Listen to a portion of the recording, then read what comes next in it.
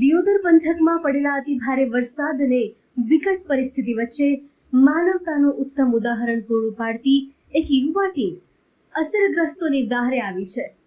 દિયોદરમાં છેલ્લા 3 દિવસથી ખડેપગે રહીને આ યુવા ટીમે પૂર અને વરસાદથી પ્રભાવિત શ્રમજીવી પરિવારોને સચોટ મદદ કરી છે। નીચાણવાળા વિસ્તારોમાં પાણી ભરાતા લોકો મુશ્કેલીમાં મુકાયા હતા અને ત્યારે આ ટીમે લોકોને સલામત સ્થળે ખસેડીને તેમના માટે ભોજન અને રહેવાની ઉત્તમ વ્યવસ્થા કરી આપી હતી।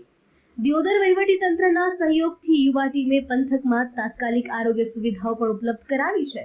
ભારે વરસાદ વચ્ચે પણ જરૂરિયાતમંદ લોકોની સેવામાં અડીખમ રહેલા આ સચિન ભાટી, રાજુ માળી સહિતના 15 યુવાનોની ટીમે ખૂબ જ મહેનત કરી છે અને આ હાલ આફતના સમયમાં સ્થાનિકો માટે મોટો સહારો બની રહી છે અને તેમની આ સરાહનીય કામગીરીને ચારે તરફથી પ્રશંસા મળી રહી છે।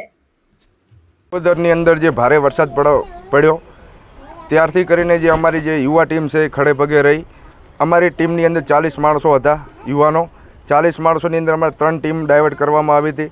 3 ટીમ અમારી આરોગ્યલક્ષી સેવાઓ, ભોજનલક્ષી સેવાઓ, પછી અમને સ્થળાંતર કરવામાં પણ અમારી ટીમ રાત દિવસ જોયા વગર કામ કરવામાં આવ્યું છે અને સહકારી તંત્ર અમારી સાથે રહ્યું। અમને સહકારી તંત્રએ બહુ સપોર્ટ કર્યો, જેમ કે ટીડીઓ સાહેબ છે, મામલતદાર સાહેબ, તલાટીશ્રી છે, દિયોદર ગ્રામ પંચાયત છે, બધા સાથે મળી અને દિયોદરની અંદર જે આ હાલાકી જે ભોગવી રહ્યા હતા લોકો એમની બચાવની કામગીરી કરવામાં આવી।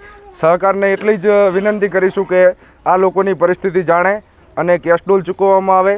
જે વિસ્તારોની અસરગ્રસ્ત છે, જ્યાં મકાનો પડી ગયા છે, પાકને નુકસાન છે, એની સચોટપૂર્વક ખાતરી કરી અને અમને સહાય ચૂકવવામાં આવે એવી અમે સરકારને વિનંતી કરીએ છીએ।